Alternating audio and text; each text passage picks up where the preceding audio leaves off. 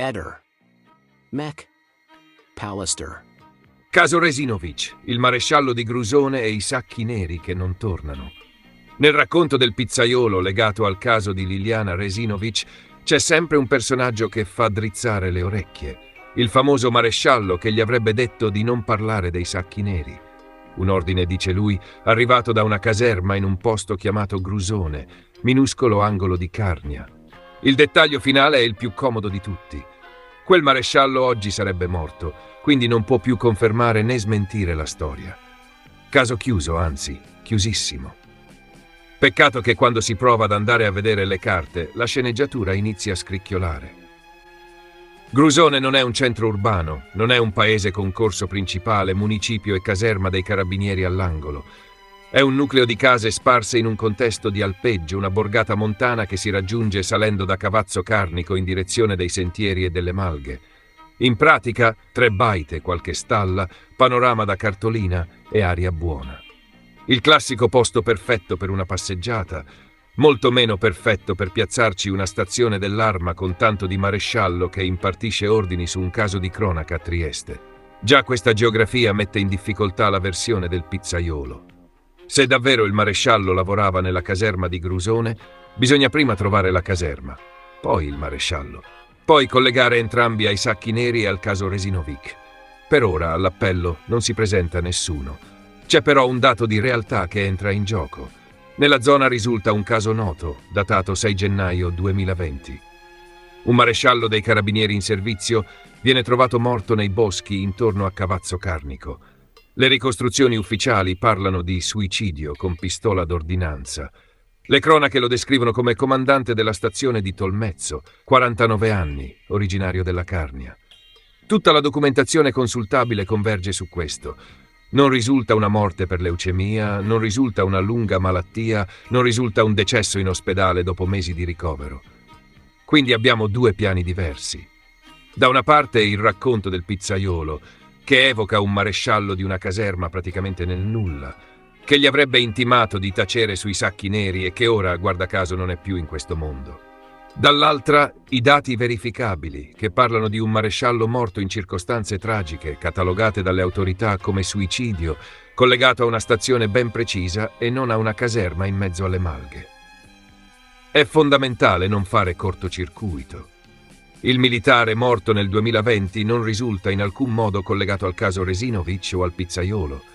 Non ci sono atti che lo legano a Grusone, non c'è traccia di un suo intervento sui sacchi neri, non c'è nessuna prova che sia lui il personaggio evocato nella famosa frase «mi ha detto di non parlare». Qualsiasi accostamento diretto sarebbe arbitrario e profondamente scorretto. L'unica cosa che possiamo registrare è che, in quella zona, il solo decesso noto di un maresciallo è quello, e che le fonti ufficiali parlano di suicidio, non di malattia. Resta allora la costruzione narrativa. Un paese sperduto di montagna, che più che a una caserma fa pensare a 3 malghe e 2 mucche. Un maresciallo che compare solo nella memoria di chi racconta, senza un solo riscontro pubblico. Una causa di morte cambiata al volo, dalla leucemia agli spari nei boschi, a seconda della versione che conviene di più. E soprattutto la comodità assoluta di avere come testimone chiave una persona che non può più dire la sua. Nel mosaico già complicato del caso Liliana Resinovic, la storia del maresciallo di Grusone assomiglia più a una pennellata di colore che a un tassello investigativo. Serve a dare un alibi narrativo al silenzio sui sacchi neri. Serve a far passare l'idea che qualcuno in alto avrebbe chiesto di non parlare. Ma quando si prova a incastrarla con la realtà geografica e documentale, non regge. La caserma non si trova. Il maresciallo resta un'ombra e le carte ufficiali raccontano un'altra storia rispetto alla leggenda della leucemia. Per il pubblico di Eder McAllister il punto è semplice. Ogni volta che in un racconto spunta il personaggio perfetto, quello che avrebbe potuto chiarire tutto, ma è morto, trasferito, irreperibile o confinato in un luogo che sulle mappe quasi non esiste, è il momento di alzare il sopracciglio. Nel caso Resinovic, il maresciallo di Grusone entra a pieno titolo in questa categoria. Fino a quando non arriveranno documenti, nomi verificabili e collegamenti concreti, resterà solo quello che è oggi. Una storia da bar di montagna usata per dare un'aura di mistero ai sacchi neri, non una prova utile per capire che cosa sia davvero successo a Liliana. Secondo Claudio Sterpin sono tutti depistaggi e tutte invenzioni. C'è certa gente, è tutto per depistare l'indagine numero 1, la vera, quella che sarà determinante. Questo sono tutte chiacchiere, ciance, bufale messe dentro da qualcuno, fatte mettere dentro da qualcuno per depistare soprattutto l'opinione pubblica. Questo è tutta una messa in scena. Queste sono delle messe in scena comandate dall'alto, secondo me. Questa è una bufala tremenda, questa dei sacchi. Chi se ne frega se Liliana 2 anni prima di morire andava a chiedere un sacco? Ma io non crederò mai più, perché con 50 centesimi, massimo €1, in qualsiasi supermercato ne compri 10. Tutte queste stranezze fanno credere che qualcuno voglia coprire la verità. Ma io spero che emerga quella che può essere solo che la verità sulla morte di Liliana. Lei è stata uccisa, è abbastanza lampante.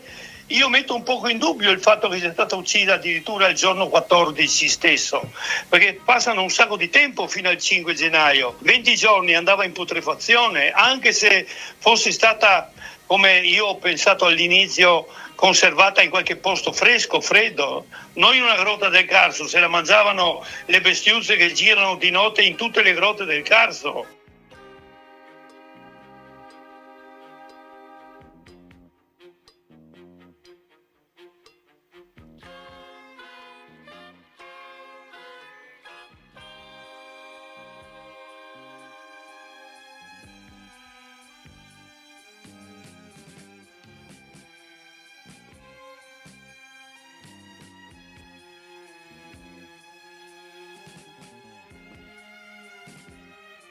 Nel curriculum giudiziario del nome Savarese c'è una puntata che merita di essere ricordata, quando oggi, attorno al caso Resinovic, si parla di testimoni, silenzi e indagini deviate.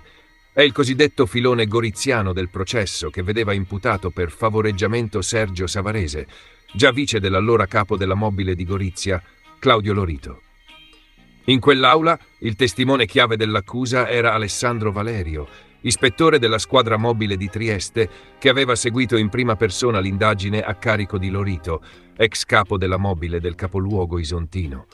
Valerio era il funzionario che avrebbe dovuto raccontare come si era mossa la polizia dietro le quinte, chiarendo i passaggi delle indagini e il ruolo dei vari protagonisti. Al banco degli imputati non c'era solo Sergio Savarese. Nel medesimo processo era infatti imputato anche Orazio Di Marco, accusato di presunta cessione di sostanze stupefacenti. Secondo l'accusa, Di Marco avrebbe fornito la droga a Diego Deste, il grande accusatore di Claudio Lorito, quello che con le sue dichiarazioni aveva fatto partire il domino giudiziario. Quando arriva il momento della deposizione di Alessandro Valerio, in molti si aspettano il classico fiume di dettagli.